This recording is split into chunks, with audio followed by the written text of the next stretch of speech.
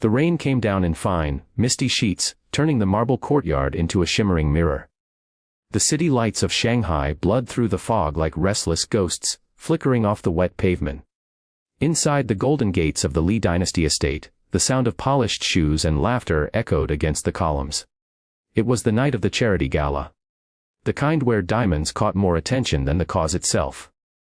Among the servers weaving quietly through the guests, May kept her eyes low, her hands steady as she refilled a glass of champagne. She had been hired just for the evening. One of dozens of temporary staff who knew to keep silent, invisible, efficient. Yet she couldn't shake the feeling that something about tonight felt wrong. The man of the hour stood near the grand staircase. Daniel Whitmore. American millionaire, tech mogul, and guest of honor. His company had just signed a massive deal with a Chinese conglomerate, one that would supposedly revolutionize global logistics. The media called it the partnership of the decade. But behind the gleaming smiles, May could feel something else in the air. A tension that didn't belong in such a glamorous room. As the orchestra swelled, Daniel laughed, clinking his glass with the host, Mr. Zhao, a powerful businessman with a politician's charm and a predator's eyes. Zhao's two bodyguards stood just behind him. Tall, stone-faced men in tailored black suits. Their eyes moved like surveillance cameras, scanning everything and everyone. May had seen men like them before when she worked briefly at the port. A different kind of power, one that came with silence and danger. When the speeches ended, Daniel stepped outside for some air. May followed the other servers out to the terrace, carrying empty glasses to the catering van. That was when she heard it. The low murmur of voices, deep and fast, in Chinese. At first, she paid no mind. Until she caught a word that made her freeze. Chodio Jaten. Her heart slammed in her chest. She knew enough Mandarin to understand it. There's a bomb in the car. She turned sharply.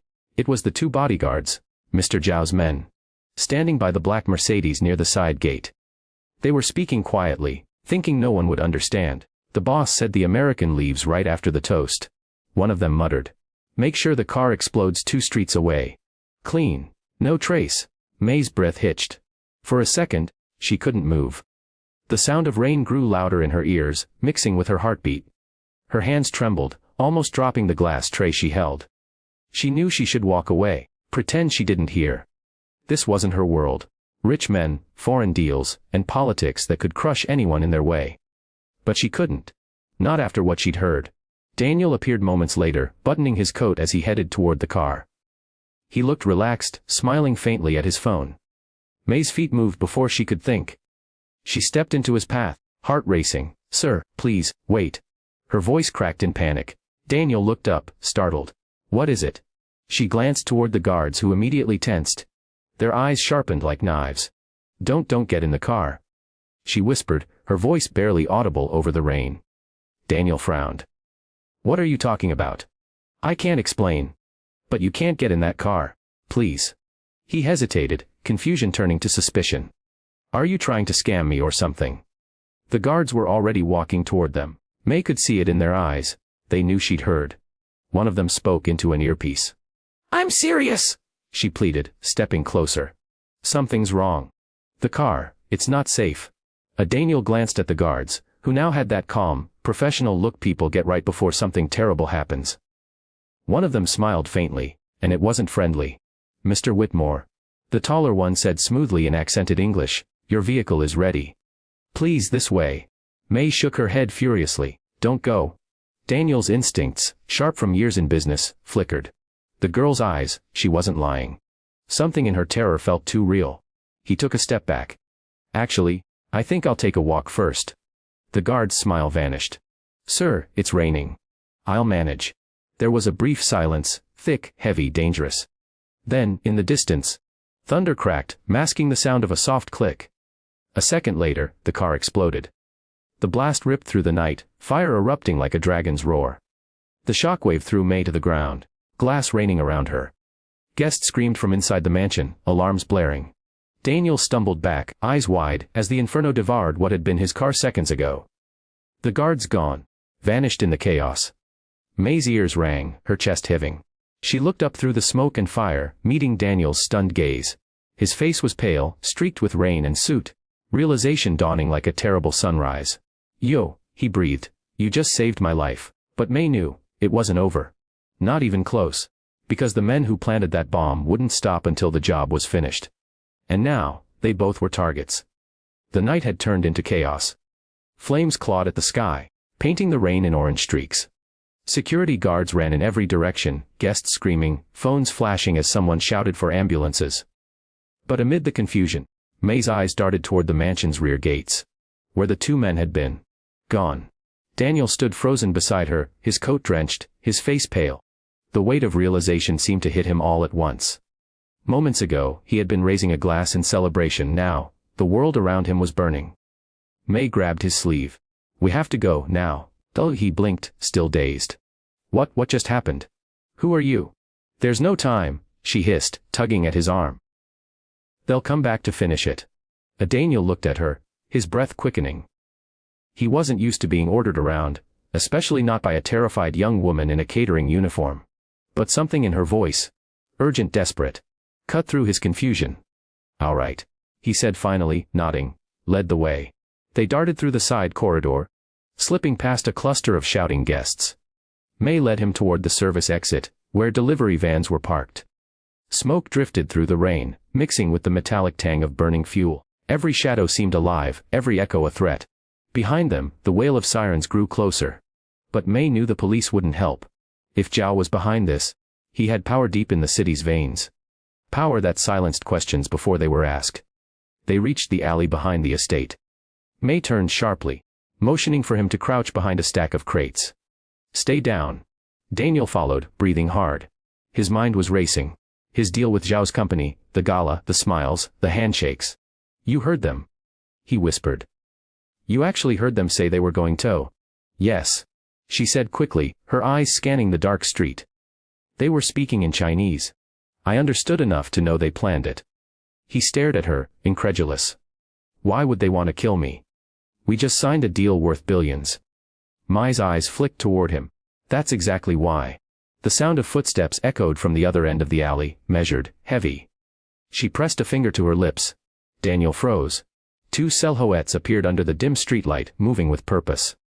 The bodyguards. May's pulse pounded in her ears. The men were talking into earpieces, scanning the area. One of them muttered in Mandarin, "He's still alive. Search the perimeter." They were close. Too close. Daniel whispered, "We can't stay here." She nodded toward the end of the alley. "There's a metro station 2 blocks down. If we reach it, we can lose them." They crept along the shadows, staying low. Rain slicked the pavement, making every step sound too loud. May's hand brushed against the rough brick wall for balance. Her other hand clenched tight around a piece of glass she'd picked up earlier. Her only weapon. When they reached the corner, one of the men called out sharply. A beam of light swept across the alley. May and Daniel ran. "Stop them!" a voice shouted. Bullets cracked through the rain, hitting walls and trash cans. May flinched, ducking as sparks flew. Daniel grabbed her wrist, pulling her around a corner. They sprinted down the narrow street, the sound of pursuit echoing behind them. A car engine roared to life somewhere nearby. Headlights cut through the fog, sweeping across the wet road. "There?" May gasped, pointing. A small tuk idled by the curb, its driver half asleep. "Get in!" Daniel shouted. They leapt inside. Daniel throwing a handful of cash into the driver's lap. "Drive! Now!" The driver, startled but not about to question foreign money, slammed the accelerator. The tuk lurched forward. Tires skidding on the wet road. Behind them, a black sedan turned the corner fast, headlights blazing. May clutched the side rail as the tuk weaved through traffic. The city blurred past in streaks of neon and rain. "They're following us," she yelled. Daniel glanced back. The black car was gaining, slicing through the night with precision. "Faster!" The driver shouted something in Mandarin, voice panicked. "I'm trying." A gunshot shattered the rear mirror. May ducked instinctively. Daniel pulled her down beside him. "Stay low." They swerved through a market street, scattering pedestrians and knocking over crates of fruit. The sedan was forced to slow momentarily, but only for a moment. As they neared an intersection, May spotted the glow of the metro entrance up ahead. "Stop here," she cried. The driver braked hard. Without hesitation, Mai and Daniel jumped out, dashing down the stairs into the underground. The air was thick with humidity and the smell of steel and oil. Trains roared through tunnels as they blended into the crowd, drenched and trembling. Daniel removed his coat and wrapped it around May's shoulders. She looked up at him, surprised. "Thank you," she said softly. "You saved my life," he replied. "Least I can do." But neither of them smiled. Both knew this wasn't over. Whoever wanted Daniel dead wouldn't stop. Not after the failed attempt. As the next train screeched into the platform, Daniel turned to May. "You said you understood what they said. Do you know who they work for?" May hesitated, her expression shadowed. "Zhao. He's not just a businessman. He's involved in things you can't imagine. People disappear because of him." Daniel's jaw tightened. "And now he wants me gone." "Because you have something he needs," she said quietly. Daniel frowned. "What do you mean?" Before she could answer, she saw them. 2 men in suits emerging from the escalator above, scanning the platform. Her heart stopped. "They found us," she whispered. Daniel looked at her, realization dawning in his eyes. And as the train doors opened with a hiss, Mai grabbed his hand. "Run." They plunged into the train just as the doors slid shut behind them. The car jolted forward, hissing into the dark tunnels beneath the city. May's lungs burned as she caught her breath, clutching one of the handrails for balance. Around them, a handful of late night commuters stared briefly before returning to their phones, unaware that 2 lives had just barely escaped an execution. Daniel leaned against the glass, his breath fogging it. "I can't believe this," he murmured. "A few hours ago, I was celebrating a $1 billion deal. And now I'm running for my life." May didn't answer. Her eyes darted toward the connecting door between train cars, half expecting it to slide open and reveal one of Zhao's men. Every sound, the wheels, the hum of lights, the crackle of the intercom, felt amplified, like the city itself was holding its breath. Finally, Daniel asked the question that had been gnawing at him since the explosion. "Who are you really?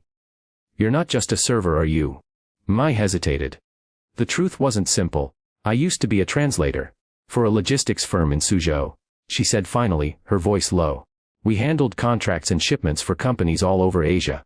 Until one day, I found out what we were really transporting: illegal weapons, surveillance tech, sometimes even people." Daniel turned to her, eyes narrowing. "Zhao's company?" She nodded. "He owned it through a dozen shell corporations. When I tried to leave, they came after me. I've been hiding ever since, taking small jobs, never staying anywhere too long." He exhaled slowly, running a hand through his wet hair. "And now you've dragged yourself back into his world. To save me." "I didn't think," she said, shaking her head. "I just heard them talking. I couldn't let you die." There was silence between them then, heavy and raw. Outside the train windows, tunnels flashed past like veins of light in the dark. Daniel looked down at his phone, thinking of the data files, the signed contracts, the encrypted emails his assistant had warned him about. "You said Zhao wants something I have," he said carefully. "What is it?" Mai hesitated, glancing toward the end of the car. A security camera blinked faintly above the door. "Not here," she whispered. "Too many eyes." They waited until the train slowed at the next station, the chime ringing overhead. The crowd shifted toward the doors, giving them cover to move. May tugged his sleeve and nodded toward the exit. "We get off here. We'll talk somewhere safe." They stepped out onto the platform and blended with the few passengers spilling into the dimly lit corridor. The air was damp and smelled faintly of iron. May led Daniel through a side passage toward an emergency exit door marked staff only. With a quick glance around, she pushed it open. A cold draft hit them as they emerged into an empty service tunnel beneath the city. The sound of dripping water echoed along the concrete walls. "This way," she said, guiding him down a narrow path that led to a small maintenance room. Inside, the flickering light bulb cast everything in pale yellow. Daniel paced the floor, his nerves frayed. "All right. We're alone. Tell me." Mai locked the door, then turned to face him. "Zhao's company isn't after your money. It's after your system." "My system?" She nodded. "Your global logistics software. The one your company's been developing for years.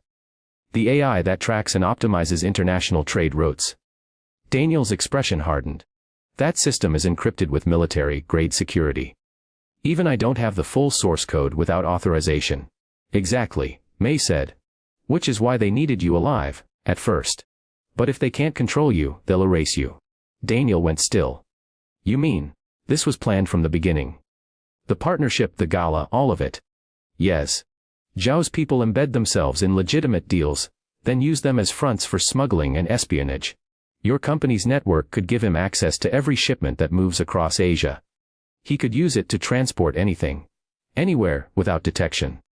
Daniel stared at her, realization dawning like ice creeping through his veins. So the bomb wasn't about revenge. It was about control. They wanted to stop me from backing out.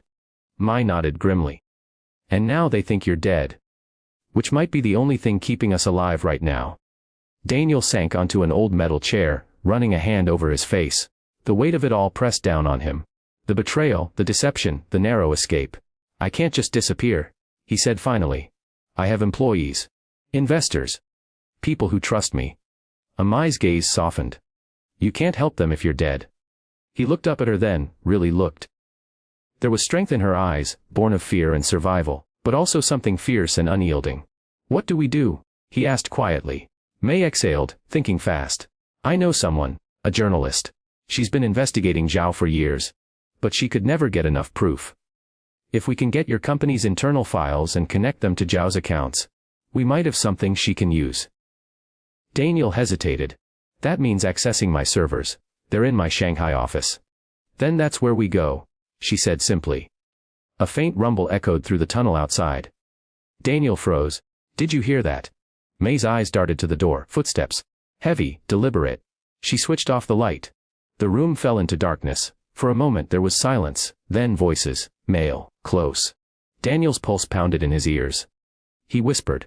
How did they find us? Mai's voice was barely audible. They're tracking your phone. Without a word, Daniel pulled it from his pocket, stared at it for 1 second and then smashed it against the floor. The pieces scattered, sparks flashing briefly. The footsteps grew louder. Mai grabbed his hand. Come on. They slipped out through the maintenance hatch at the back, into another tunnel that sloped upward. The air grew colder, the noise of the city above faint but growing stronger. Behind them, a voice shouted something in Chinese, followed by gunfire. Daniel flinched. Mai pulled him faster. The tunnel opened into a dim construction site, unfinished buildings, scaffolding, rain dripping from broken beams. Keep going. She yelled over the thunder. Daniel stumbled but followed, his shoes sliding on the wet ground. A bullet whizzed past, striking a metal pillar with a sharp ping. They ducked behind a concrete barrier, both breathing hard. Daniel looked at her, eyes wide. If we survive this, he said, half breathless, half in disbelief. Remind me to give you a raise. Mai couldn't help a small, breathless laugh. You can pay me after we live through the night. Another shot cracked nearby. Then, sirens. Not police this time. Ambulances, media vans, emergency crews heading toward the explosion at Zhao's estate. The chaos outside was their chance. Mai looked at Daniel, eyes sharp. We head north. We find that journalist, before Zhao finds us. Daniel nodded, jaw set. Then let's disappear. And together, they slipped into the storm. The rain had softened to a cold drizzle by the time they reached the industrial outskirts of the city. The air smelled of metal, exhaust, and wet asphalt. Neon signs flickered in the distance, reflecting on puddles like broken stars. Mai pulled her hood low, scanning every passing vehicle, every corner shadow. They had been walking for nearly an hour, ducking through side streets and alleyways, keeping off main roads. Daniel's designer shoes were soaked, his coat streaked with grime, but he hadn't complained once. Fear had replaced pride, survival had burned away his disbelief. He had lived through an explosion, been chased through tunnels, and now he was following a woman he'd met barely 3 hours ago. Where are we going? He asked, his breath visible in the chill. There's a safe house, Mai said, nodding toward the far end of the block. Belongs to the journalist I told you about. Linsha. Can we trust her? Mai hesitated. She's risked her life to expose Zhao before. If anyone can help, it's her. They turned a corner, entering a narrow lane lit only by a single flickering bulb. At the end stood an old tea house with its windows boarded up. Faded characters above the door read Moon River Teas. Mai approached the door and knocked twice, paused, then 3 short knocks. The sound echoed faintly in the stillness. Moments later, the door creaked open, revealing a woman in her 30s with sharp eyes and short black hair. She held a small pistol in one hand, pointed low but ready. Mai, she said softly. I didn't think I'd see you again. Neither did I, Mai replied, her voice wary. We need your help. Lin's eyes shifted to Daniel, recognition flashing instantly. Daniel Whitmore. The American tech giant who just blew up on the news. Daniel blinked. They're saying I'm dead. She smirked faintly. Your car exploded. Police are calling it an accident. Zhao's people made sure of that. She opened the door wider. Get inside. Before someone sees you. The room inside was dimly lit, lined with old shelves and boxes. A laptop hummed quietly on the counter, cables snaking into a satellite uplink by the window. Lin locked the door behind them, then turned back. Start talking. Mai quickly explained everything. The whispers she'd overheard, the explosion, the chase, Zhao's plans to use Daniel's AI network for illegal shipments. Lin listened without interrupting, her face a careful mask of concentration. When Mai finished, Lin looked at Daniel. She's telling the truth. Zhao's been laundering tech through front companies for years. But this. If he gets his hands on your software, he could move military assets, weapons, even data across borders under legitimate cover. Daniel rubbed his temples. I had no idea. The government vetted them. My board approved everything. Lin gave a bitter laugh. You think the government doesn't know? Zhao's been buying silence from both sides for decades. May stepped forward. We have to stop him. If we can get the data linking Zhao's shell companies to his offshore accounts, we can expose everything. Daniel's servers hold the proof. Lin nodded slowly. Then we need access to his office network. And we'll need to move fast. Zhao's men are probably watching every major route in and out of the city. Daniel leaned forward. My Shanghai office is in the Jinmao Tower. Top floor, private security, biometric access. If we can reach it, I can log in and download the archives directly to an encrypted drive. Lin smirked. That's a big if. Zhao practically owns half the tower's management. Silence fell for a moment as the weight of the plan settled between them. Finally, Lin said, I might know another way in. There's an access tunnel through the building's lower maintenance floors. Old, unmonitored. But you'll need forged IDs. She turned to her desk, rummaging through drawers until she pulled out 2 worn ID badges and a small handheld laminator. They won't pass a deep scan, but they'll fool the first layer of security. As Lin worked, Daniel paced the floor. His reflection flickered in the cracked mirror beside the counter. A man who had built empires, now reduced to running through shadows. If this works, he said quietly, Zhao will lose everything. If it doesn't, Lin replied without looking up, so will you. May met Daniel's gaze. We've come this far. We can't stop now. Lin handed them the badges, her expression grim. You leave at dawn. I'll create a digital diversion. Send anonymous tips to draw Zhao's men to the other side of the city. That'll give you a small window. Daniel nodded. Thank you.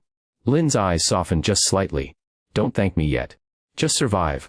Hours later, Mai sat near the window, staring out at the rain, slick streets while Daniel dozed on the couch. The hum of Lin's laptop filled the silence. Why did you help him? Lin asked quietly, not looking up from her screen. Mai hesitated. Because no one helped me when Zhao's men came for me. I was just a translator, they said I knew too much. I survived by staying silent. But tonight, I couldn't. Lin studied her for a moment, then nodded. You've got courage, Mai. But courage doesn't stop bullets. Be careful. Mai smiled faintly. I'll try. The next morning, just before sunrise, they left the safe house. The city was still wet and gray, fog hanging low over the Huangpu River. Lin drove them in an old van through narrow streets, her eyes constantly flicking to the rearview mirror. The radio murmured softly. News reports about the explosion at the Lee estate. Officials confirm American investor Daniel Whitmore died tragically in a car accident. Daniel exhaled slowly. At least they believe it. Lin didn't smile. For now. They stopped 2 blocks from the Jinmao Tower. Its glass walls rose like a blade into the fog, reflecting the pale dawn light. This is it. Lin said. You'll have about 20 minutes before they realize your credentials have been used. Daniel tightened his grip on the forged badge. That's enough. Mai looked at him. You ready? He gave a small, determined nod. Let's end this. As they stepped out of the van and into the cold morning air, Mai couldn't shake the feeling that every eye in the city was watching them. Somewhere above, the clouds parted just enough to let a shaft of light break through. Brief, silver, and sharp. A fragile promise in a city built on lies. And beneath it, 2 fugitives walked toward the heart of danger. The lobby of the Jinmao Tower glowed like a cathedral of glass and steel. Morning light spilled through its towering windows, casting reflections across the polished marble floor. Commuters hurried past. Businessmen in dark suits. Assistants juggling coffee and tablets. none of them noticing the two figures blending seamlessly into the flow. May adjusted her ID badge and straightened the lapels of her borrowed blazer. Her pulse thrummed beneath her skin, each beat echoing louder than the last. Daniel walked beside her, his posture calm but his eyes constantly scanning. Every movement, every camera above, every guard stationed by the elevators, it all screamed danger. Lynn's voice crackled softly through the tiny earpiece May wore. "You're clear so far. The maintenance tunnel bypass work. Your forged IDs just pinged green at the first checkpoint." "Copy," May whispered, pretending to check her phone. They entered the elevator, swiping their badges simultaneously. The doors slid shut, enclosing them in mirrored silence. As the numbers climbed, 5260-73, Daniel exhaled shakily. "If anyone stops us up there, just follow my lead. You're my assistant, here for a private systems audit." May nodded, trying to still her trembling hands. "Got it." The elevator chimed. The doors opened to reveal a sleek hallway lined with glass offices, and the distant hum of servers. Daniel's private floor. The top level of his Shanghai headquarters. They stepped out together. Everything looked undisturbed, almost too perfect, as if time itself had been waiting for their return. Lynn's voice murmured again in May's ear. "Security cams are on a loop for the next 20 minutes. Make it count." Daniel led the way into his office. A vast space overlooking the misty skyline. Floor-to-ceiling windows framed the Huangpu River below, glittering faintly through the morning haze. He crossed the room quickly and unlocked a panel behind his desk, revealing a biometric scanner. May stood guard by the door, eyes flicking to the elevator lights. None moving yet. Daniel placed his hand on the scanner, then leaned forward for a retinal scan. The machine beeped twice before the terminal screen came to life, its blue glow painting his face in soft light. "All right," he murmured, typing rapidly. "I'm in." Lines of code flickered across the screen, encrypted databases unlocking one by one. May couldn't understand the technical details, but she could see the tension in his shoulders ease slightly. "Downloading core archives now," he said. "All contracts, communications, and Zhao's transaction trail, everything." "How long?" 5 minutes, maybe 6. May bit her lip, glancing at the elevator again. "Let's hope that's all we have." But then, her stomach turned. Through the glass wall on the far side of the office, she saw movement. 3 men stepping out of another elevator down the hall. Black suits, calm expressions, moving in sync. "Zhao's men." "Daniel," she whispered sharply. "We've got company." He looked up, eyes widening. "How?" Lynn's voice burst through the earpiece, urgent. "They must have detected your login. You've got less than 2 minutes before they reach you." Daniel's fingers flew over the keyboard. "I need 30 more seconds." May drew in a breath, scanning the room. There. A small cabinet near the entryway, heavy enough to block the door for a few seconds. She pushed it over with a grunt, the metal scraping loudly across the floor. The noise drew the men's attention. They broke into a run. "May!" Daniel shouted. "Now!" She grabbed the flash drive from the desk as the download completed. The progress bar hit 100%. Daniel yanked it free and pocketed it just as the door rattled violently. Someone trying to force it open. "Back exit!" May yelled. They sprinted across the room toward a secondary door that led to the server maintenance hall. Daniel slammed the access button, and the door slid open just as the first lock behind them gave way. Gunshots shattered the glass walls, sparks flying as bullets struck the steel frames. Daniel ducked low, pulling May with him. They ran down the narrow corridor, the rhythmic thud of footsteps echoing behind. Lynn's voice was frantic. "Emergency stairwell to your left, 10 meters ahead." Mai spotted the red door and pushed it open. They burst into the stairwell, descending 2 flights before Daniel suddenly stopped. He was breathing hard, eyes blazing. "We can't just keep running. They'll hunt us down wherever we go. We can't fight them." May shot back. "We need to get out alive." But Daniel's expression had shifted. Something cold, calculating. "Lynn said Zhao owns half this building. That means half the systems too. But not this one." He pointed toward a locked maintenance server room beside the stairwell door. "If I reroute through that node, I can send the files directly to Lynn's satellite network. Once she's got them, Zhao can't hide." May stared at him. "You'll expose yourself." "Maybe," he said, grabbing the keypad. "But it's the only way this ends." Before she could stop him, Daniel pried open the access panel, typing furiously. Sparks flew as he connected the flash drive to the main console. "Lynn," he said into the comms, voice steady now. "You'll have the data in 10 seconds. Be ready. On the other end, Lynn's voice trembled for the first time. Daniel, once you hit send, they'll trace it straight to your location. I know. The stairwell door slammed open. 2 men stormed in, guns raised. May screamed, diving behind a steel beam as bullets ricocheted. Daniel hit the final key. It's done, he shouted. Go. Lynn's voice came through, faint but clear. I have it. Upload confirmed. Daniel turned, reaching for May. Come on. But before he could move, a shot rang out. May's heart stopped. Daniel staggered, his hand flying to his side. Blood bloomed dark against his shirt. No, she cried, grabbing him as he fell to his knees. The gunman advanced, but May moved faster. She grabbed a fallen piece of rebar and swung it with all her strength, striking one man across the face. He collapsed. The other aimed his gun, but Daniel, bleeding, shaking, lunged forward, tackling him down the stairs. The weapon clattered away.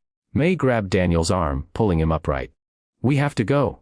He winced in pain but managed a weak nod. Don't let Zhao win. Together they stumbled through the lower corridor, Daniel clutching his wound. Sirens wailed in the distance. Security alarms triggered by the gunfire. They burst out into the loading bay behind the tower just as Lynn's van screeched around the corner. The back door flew open. Get in. Lynn shouted. May helped Daniel inside, slamming the doors behind them as the van sped off into the rain. Inside, Lynn was pale, eyes wide. I've got the data. It's all there. Zhao's accounts, the smuggling routes, everything. Daniel leaned back, breath ragged. Then it was worth it. May pressed her hands over his wound, tears mixing with the rain on her cheeks. Stay with me, Daniel. Please. He smiled faintly. You saved me once, remember? His hand slipped from hers, his eyes fluttering shut. May froze. Daniel? The van sped through the storm, its tires hissing against the wet road, carrying them toward the unknown.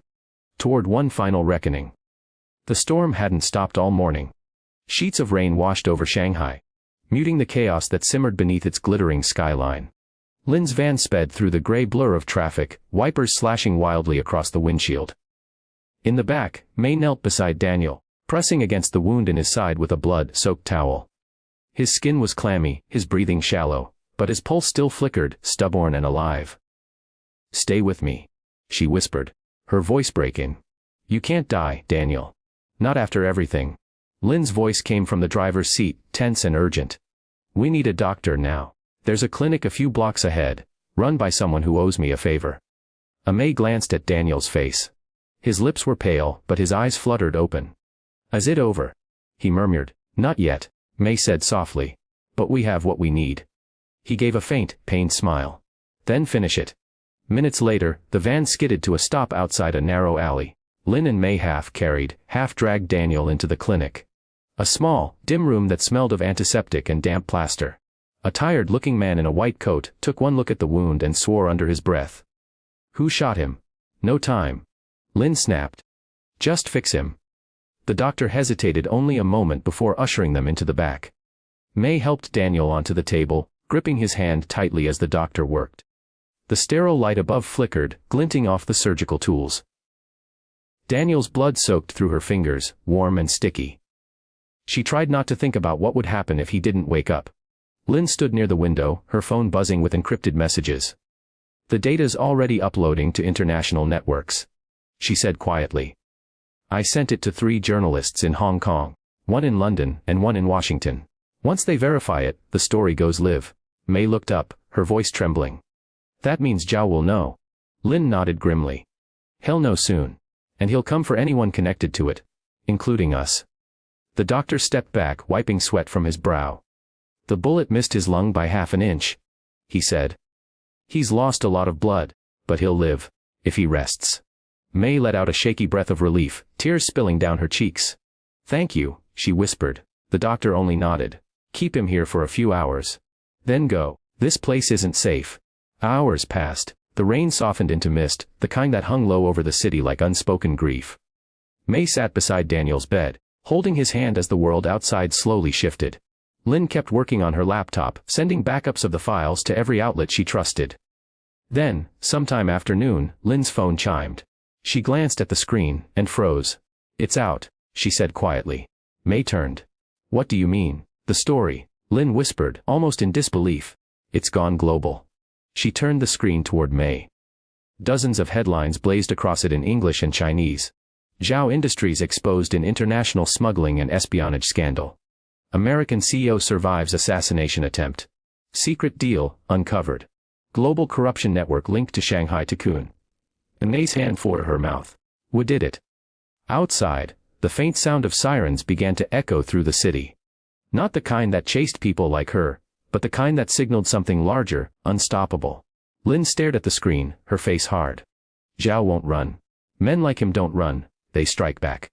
As if on cue, the lights flickered. A low rumble rolled through the street, followed by the screech of tires. Lin cursed under her breath, slamming her laptop shut. They found us. May was already on her feet, adrenaline cutting through her exhaustion. She looked at Daniel, pale but conscious now. Can you walk? He gritted his teeth and nodded. I'll manage. The doctor looked terrified. There's a back exit through the storeroom. Lin grabbed her gun from the counter. Go. I'll hold them off. No. May said firmly. We all go. The sound of boots echoed in the hallway outside. Measured, disciplined, getting closer. Lin threw open the back door, and the three of them slipped into the rain, slick alley just as a group of armed men burst into the front of the clinic. Shouts erupted, followed by gunfire. May ducked, pulling Daniel with her as bullets shattered the windows. They ran, the rain masking their footsteps. Lin led them through twisting alleys, across a narrow bridge that trembled over a drainage canal. Ahead, a cargo train rumbled slowly along the tracks. There! Lin shouted. We can ride it out of the city. Daniel stumbled, clutching his side. May supported him, every muscle screaming. The three of them reached the train just as it began to pick up speed. One by one, they climbed aboard, slipping into an open freight car filled with wooden crates. Inside, it was dark and cold. The rhythmic clatter of wheels filled the silence. Lin collapsed against the wall, breathing hard. Daniel slumped beside May, eyes closed, but alive. For a long moment, none of them spoke.